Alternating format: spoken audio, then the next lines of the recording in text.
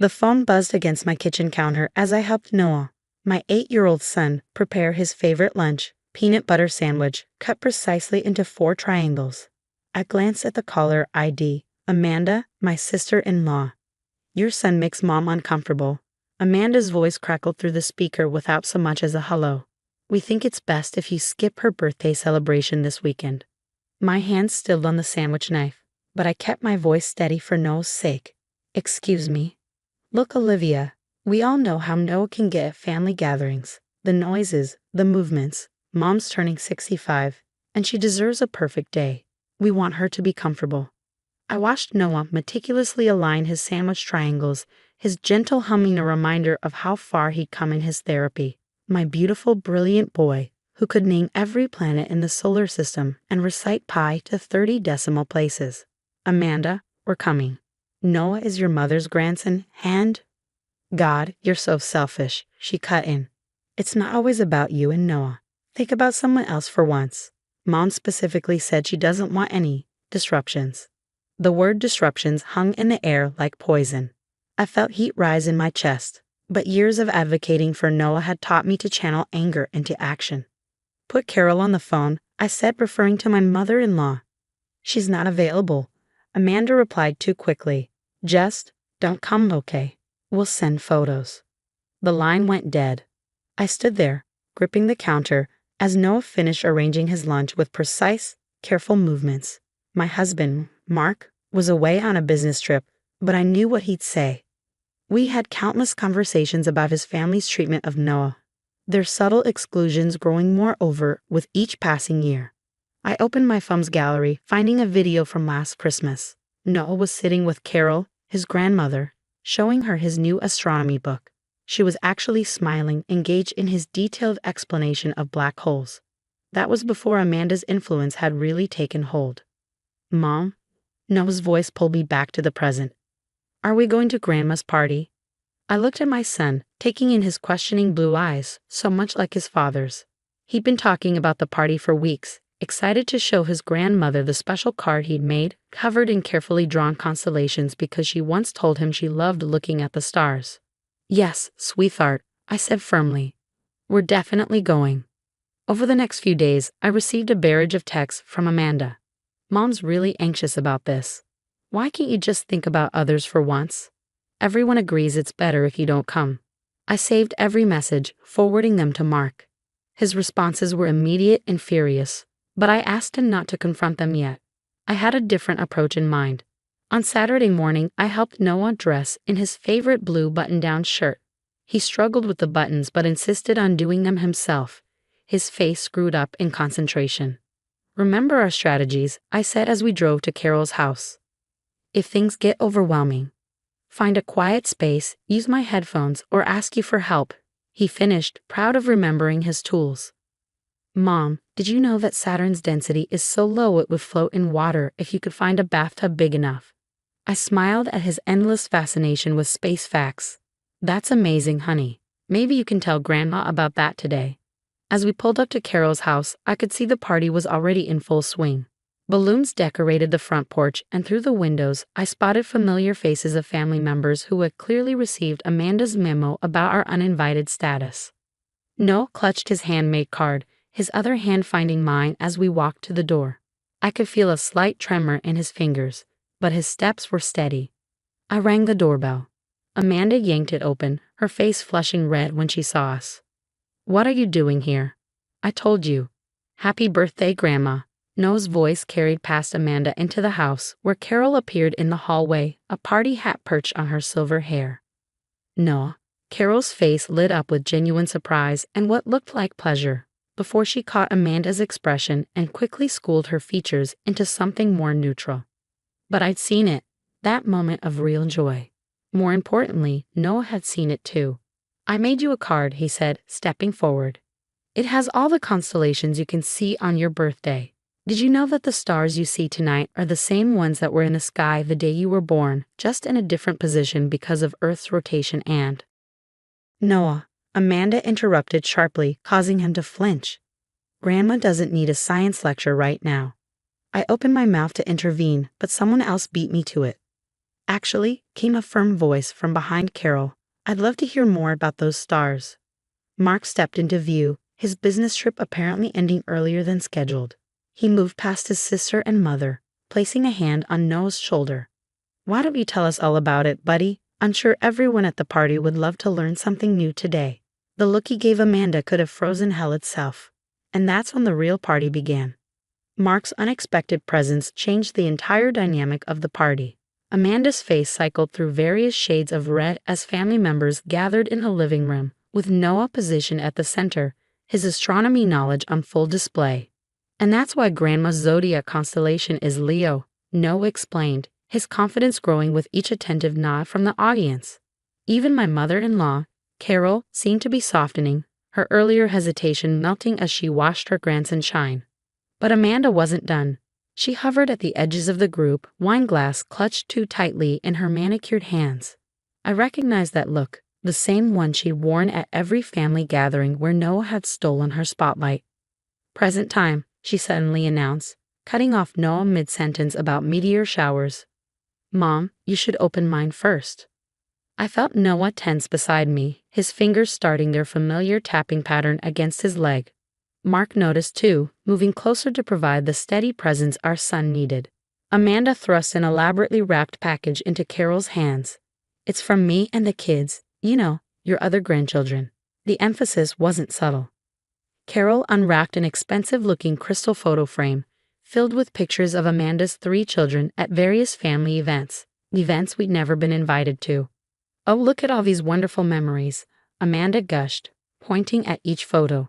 Remember that beach trip last summer, and the Christmas pageant, all those perfect family moments. Noah's tapping increased. He understood exclusion better than anyone gave him credit for. I have more pictures to add. Amanda continued, pulling out her phone. From last month's camping trip and... What camping trip? Mark interrupted, his voice dangerously quiet. The room grew still. Carol suddenly became very interested in adjusting her party hat. Oh, Amanda said, false sweetness dripping from her voice. Didn't Mom tell you? Just a little family getaway. We didn't think Noah would enjoy it. Before either Mark or I could respond, Noah stood up. His hands were shaking, but his voice was clear.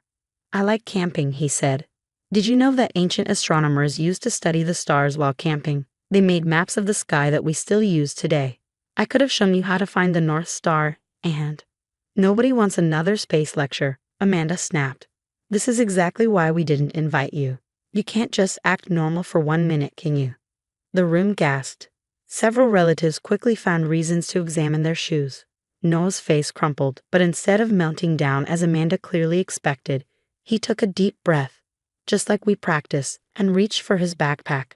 I brought my noise-canceling headphones, he said quietly, for when things get too loud, and my stress ball for when my hands need to move. I've been practicing. I wanted to be ready for Grandma's party. Carol set down the crystal frame, her hands trembling slightly. Noah, she started, but Amanda cut her off again. Mom, don't let them guilt you. We all know how hard it is having him around. Remember Thanksgiving and Easter? He ruins every holiday. That's enough. Mark's voice cracked like a whip. Noah, buddy, why don't you show Grandpa Tom your constellation card? I need to have a word with Aunt Amanda. But Noah surprised us all again. It's okay, Dad. I want to stay.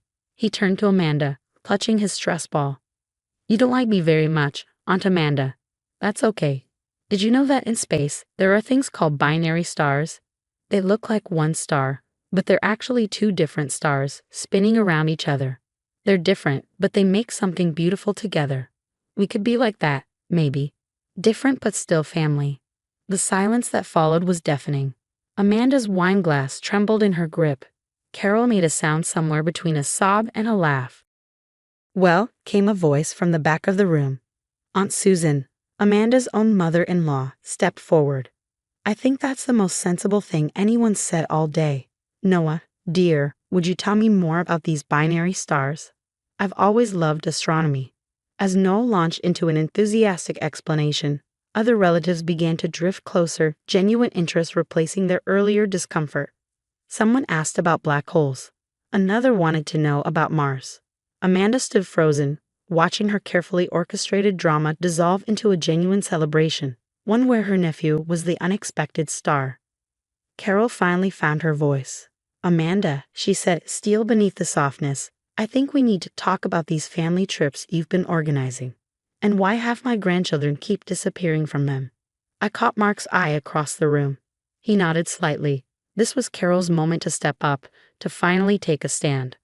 As mother and daughter left the room for what promised to be an uncomfortable conversation, I watched Noah flourish under the genuine attention of his relatives. He was using his coping strategies, taking breaks when needed, but mostly just being himself, brilliant, different, and absolutely perfect.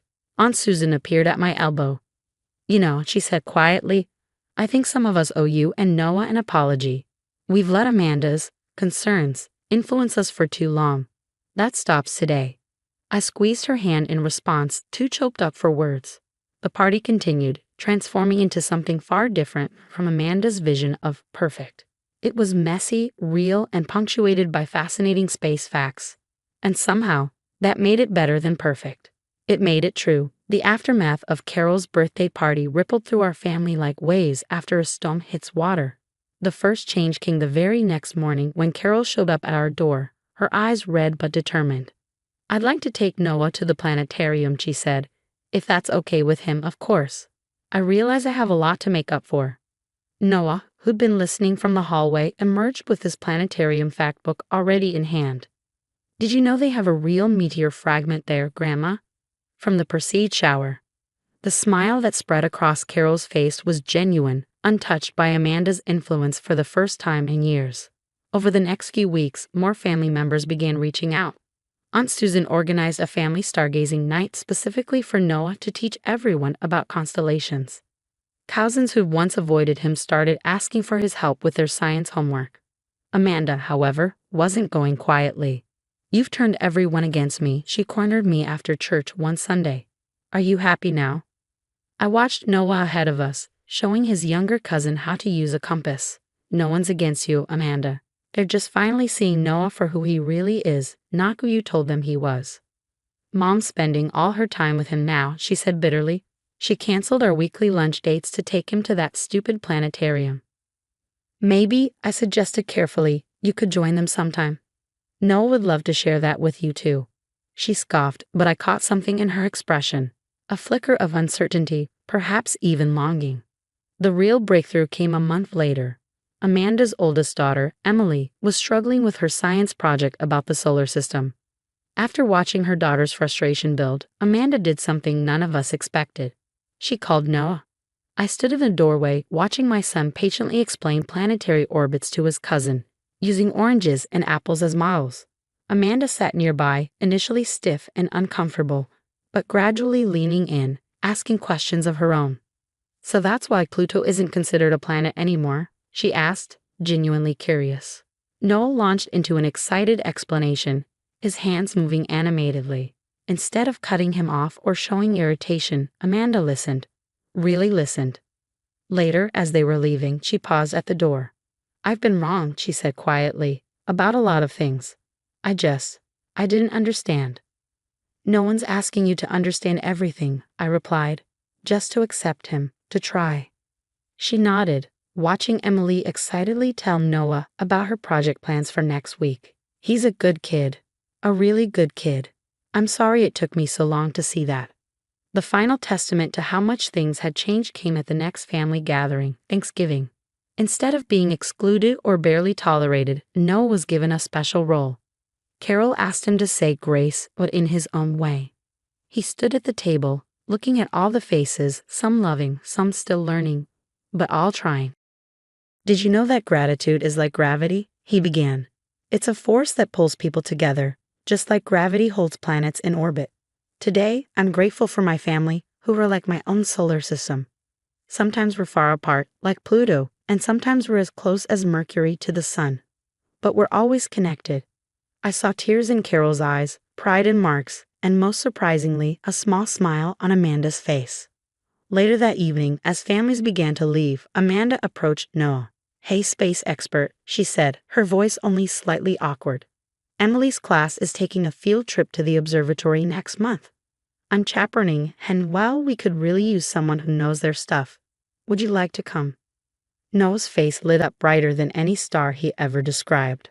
As I watched them discuss the upcoming trip, Mark slipped his arm around my waist. Look at that, he murmured. Our own little binary star system spinning into alignment. Noah was right that day at the birthday party. Different doesn't mean wrong in family. Real family finds a way to shine together, each member adding their own unique light to the constellation. Amanda still has her moments, and not every family gathering is perfect. But now, when Noah needs to take a break or gets overwhelmed with excitement about a new space fact, the family adapts. They've learned that love isn't about changing someone to fit your mold. It's about creating space for everyone to be themselves. As for Noah, he continues to teach us all about stars, space, and the infinite possibilities that exist when you open your heart to understanding. Different but together, just like binary stars in the vast universe of family. Sometimes the greatest gifts come wrapped in unexpected packages, teaching us that in the end, acceptance and love are the most powerful forces in any universe, even stronger than gravity itself.